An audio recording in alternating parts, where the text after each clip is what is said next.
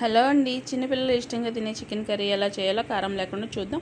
Stove పై cooker పెట్టుకుని దాంట్లో chicken వేసేసి చికెన్లో రాళ్ళుప్పు పసుపు వేసి దాంట్లో వాటర్ వస్తుంది కదా, వాటర్ వచ్చి ఇంకిపోయేంత వరకు బాగా ఉడకనిద్దాం.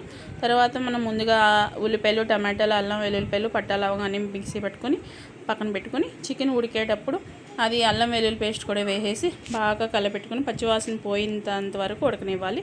పచ్చివాసన పోయి ఉడికేటప్పుడు మనకి ఆయిల్ తేలుతుందండి. ఉడికిందన్నప్పుడు అప్పుడు కారం ఒక 2 స్పూన్స్ వేసేసుకుని బాగా ముక్కకు పట్టేంత వరకు ఉడకనిద్దాము.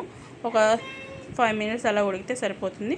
కారం పచ్చివాసన పోయిన తర్వాత మనం అయితే ఇంట్లో చేసుకున్న గరం మసాలా వేసేసి కొద్దిగా కరివేపాకు వేసి ఒక 2 మినిట్స్ అలాగా వేగనిచ్చామండి. వేగిన తర్వాత మనం మిక్సీ జార్లో కొద్దిగా వాటర్ పోసుకుని చికెన్లో వేసేసి ఆ వాటర్ కూడా వేసి కొద్దిగా వాటర్, ఎక్కువ వాటర్ లేకుండా కొద్దిగా వాటర్ వేసేసి దాన్ని ఉడికిన తర్వాత ఒక 5 మినిట్స్ అలా ఉడికినిచ్చిన తర్వాత గుమగుమలాడే చికెన్ కర్రీ రెడీ. చిన్నపిల్లలు ఇష్టంగా తింటారు. కారం అనిపించదండి. ఉల్లిపాయ పేస్ట్ వేయడం వల్ల కారం అనిపించదు.